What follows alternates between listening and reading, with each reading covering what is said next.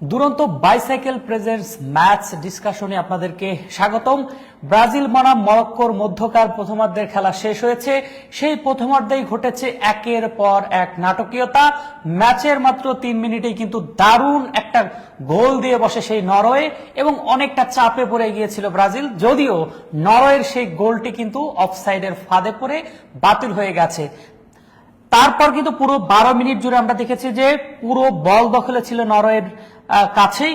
তবে 14তম মিনিটে কিন্তু সেই কাঙ্ক্ষিত সুযোগটি আসে ব্রাজিলের, সেখানে কুনিয়াকে ফাউল করা হয়। সেই ফাউলের কারণে কিন্তু পেনাল্টি পেয়ে যায় ব্রাজিল। সেই পেনাল্টি মিস করে একটা সমালোচনার জন্ম দিয়েছে ব্রাজিল।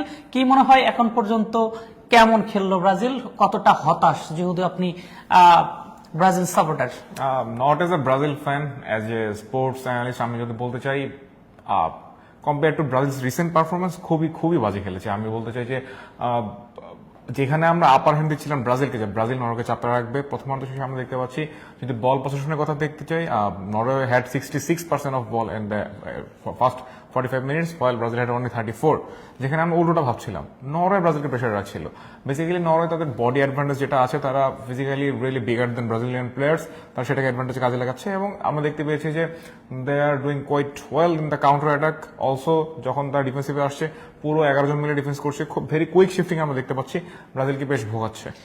এরকম ম্যাচে বিশেষ করে নকআউট পর্বের রাউন্ড অফ 13 পেরিয়ে কোয়ার্টার ফাইনালে কোয়ালিফাই করার একটা ম্যাচ, এমন ম্যাচে দুই দলই ভালো খেলবে এটি কিন্তু জানা কথা। ওই যে একটা কথাই বারবার ঘুরে ঘুরে আসে যে কোনো দলই ছোট নয়। তবে আজকের ম্যাচে টক অফ দ্য টাউন সেটি হচ্ছে পেনাল্টি ম্যাচ। এই যে গুয়েমার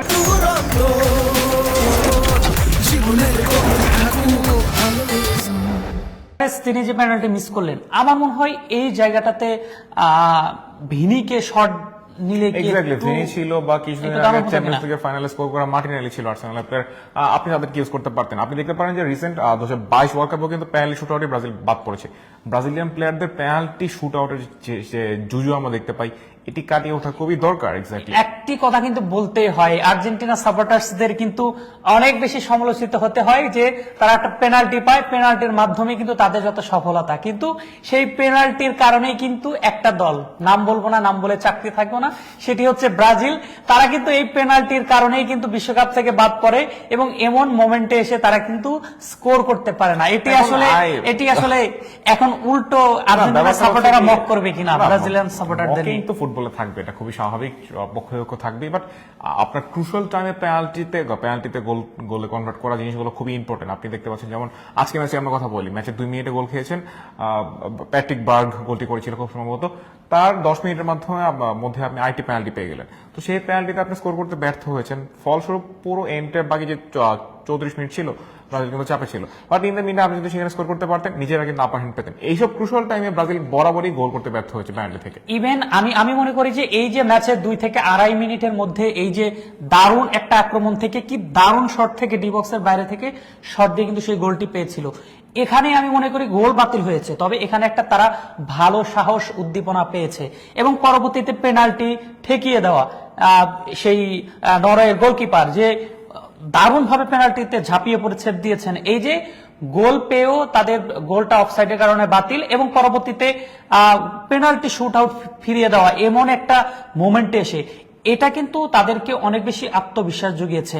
একই সাথে যদি আপনাকে বলি, এই প্রথম হাফের শেষ সময় কিন্তু ব্রাজিল দুটি একদম সহজ চান্স ছিল, সহজ দুটির একটি কিন্তু ভিনি, যিনি আবার বিশ্বমানের তিনি খেলোয়াড়, তার কাছ থেকে আমরা ওই শটটা কিন্তু আশা করি না। যেভাবে 1-to-1 পজিশনে তিনি চলে গিয়েছিলেন, তিনি চাইলে কিন্তু ওই শটটা চিপ শট দিয়ে, একদম কর্নার দিয়ে কিন্তু তিনি শটটা দিতে পারতেন, কিংবা চিপ শট দিলেও কিন্তু সেটি গোল হয়ে যায়। এটা হতে পারতো, বাট আসলে ওই জায়গায় তার স্পেসটাও খুবই কম ছিল, সময় খুব কম ছিল। এত কম সময় এত কুইক ডিসিশন নেওয়া আমার মতে ওই মোমেন্টে এত প্রেশার নিয়ে আসলে অসম্ভব কিছু না আমার মতে। But Vini did well.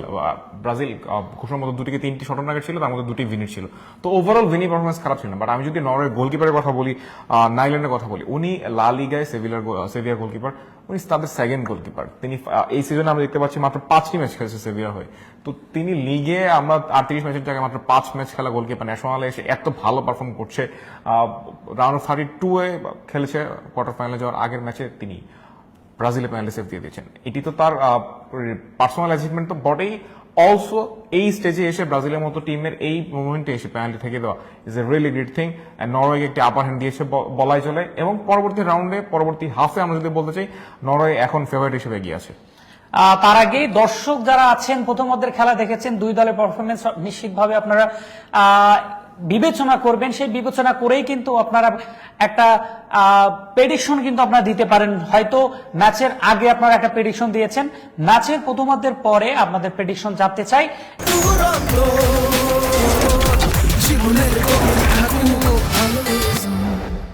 এখন যারা যুক্ত আছেন, অনেক মানুষ যুগান্তর স্পোর্টস লাইভে যুক্ত আছেন, আপনারা কিন্তু জানাতে পারেন দ্বিতীয়ার্ধের ম্যাচে প্রেডিকশন কি হতে পারে সেটা কিন্তু জানাতে পারেন। একই সাথে প্রথমার্ধের ম্যাচ নিয়ে যদি একটু বলি, সাইম ভাই পুরো ম্যাচ জুড়ে তারা কিন্তু ব্রাজিল কিন্তু 6টি শট নেওয়ার সুযোগ পেয়েছে, অপরদিকে 4টি শট নেওয়ার সুযোগ পেয়েছে নরওয়ে। সেক্ষেত্রে শট অন টার্গেটের ক্ষেত্রে বলি 2-2 করে দুই দলই 2-2 করে কিন্তু শট অন টার্গেটে গিয়েছে, এবং বল পজিশনের ক্ষেত্রে অনেক কম বেশি। এটা আসলে উল্টোটা হয়েছে, যেখানে আসলে বল পজিশন নরওয়ের থাকার কথা ছিল সেখানে হয়েছে ব্রাজিলের। তার মানে 36%, মাত্র 36% বল দখলে রাখতে পেরেছে ব্রাজিল। অপরদিকে নরওয়ে কিন্তু 64%, 64% তারা বল দখলে রেখেছে। একই সাথে পাসেসের ক্ষেত্রেও বলি একদম অনেক ডিফারেন্স। 177টা পাসেস দিয়েছে ব্রাজিলের খেলোয়াড়রা, অপরদিকে 322টা পাসেস দিয়েছে প্রথমার্ধে নরওয়ের খেলোয়াড়রা। এবং ফাউলের দিক থেকেও ব্রাজিল এগিয়ে, 3টি ফাউল করেছে প্রথমার্ধে এবং 2টি ফাউল করেছে নরওয়ের খেলোয়াড়রা। এই যে বল পজিশন শট অন টার্গেটে সিমিলার আছে, বল পজিশনের ক্ষেত্রে পুরো ডাবলের থেকেও বেশি এগিয়ে। এটা আসলে ব্রাজিলের জন্য ব্যর্থতা কিনা? প্রথমার্ধে আমি যেটা বললাম শুরুতে, ব্রাজিল নিজেদের এক্সপেকটেশন অনুযায়ী খেলতে পারেনি, বাট সেকেন্ড হাফে যেটা আমরা কার্লো আনচেলত্তিকে চিনি, তিনি ব্রাজিলের লুপহোলগুলো বের করে আনতে পারবেন হোপফুলি। আমরা হয়তো প্রথম 50 মিনিটের মধ্যে যদি প্রথম 50 থেকে 60 মিনিটের মধ্যে যদি রেজাল্ট চেঞ্জ না হয়, আমরা সাবস্টিটিউশন দেখতে পারি, নেইমার জুনিয়রকে হয়তো দেখা যেতে পারে মাঠে। বাট আমার মতে ব্রাজিল কিন্তু বেশ কয়েকটা গোলের চান্স ক্রিয়েট করতে পেরেছে। ভিনিসিয়াস জুনিয়র স্ট্রাইক টয়েস, অন্যদিকে রায়ানের ক্রস থেকে মার্টিনেলি খুব ইজি বলবো না, বাট খুব ক্লোজ একটি হেড মিস করেছে ম্যাচের 46তম মিনিটে। তো ওটি যদি গোলে কনভার্ট করতে হয়ে যেত তাহলে হয়তো আমরা এত সমালোচনা করতাম না ব্রাজিলকে। তো আমরা দেখতে পাচ্ছি যতই আমরা ব্রাজিল অ্যাটাককে সমালোচনা করি, ব্রাজিল আসলে কয়েকটি গোল বের করার সুযোগ তৈরি করতে পেরেছিল, আনফরচুনেটলি তারা গোলে কনভার্ট করতে পারেনি। তো সেকেন্ড হাফে আমরা হোপফুলি দেখতে পাবো প্রথম 60 মিনিটের মধ্যে there is a high possibility Brazil score goal. এটাই দ্বিতীয় অর্ধে সব থেকে মাস্টারমাইন্ড যে জিনিসটা দেখতে পারবো সেটি হচ্ছে কোচ কার্লো আনচেলত্তি। তিনি তার ক্লাব ফুটবলে ইভেন এই ব্রাজিল দলে যুক্ত হওয়ার পর থেকে আমরা দেখেছি যে তিনি দ্বিতীয়ার্ধে কিছু চমক রেখে দেন। এই ম্যাচেও আমরা সেই চমকের অপেক্ষায় আছি।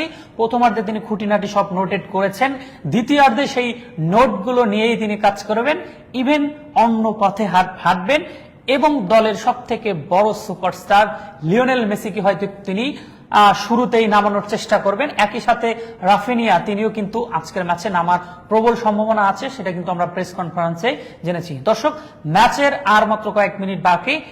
এতক্ষণ আপনাদের সামনে এই ম্যাচের প্রথমার্ধ নিয়ে আমরা আলোচনায় ছিলাম। আমি আরফিন জুয়েল অন্তর, আমি সাইম আলভি ছিলাম এতক্ষণ আপনাদের সঙ্গে, এবং পুরো বিশ্বকাপ জুড়েই আপনাদের সাথে থাকবে যুগান্তর। ততক্ষণ সাথে থাকতে হবে যুগান্তরের। সাথে ছিলেন সবাইকে আন্তরিক ধন্যবাদ। ধন্যবাদ সকলকে।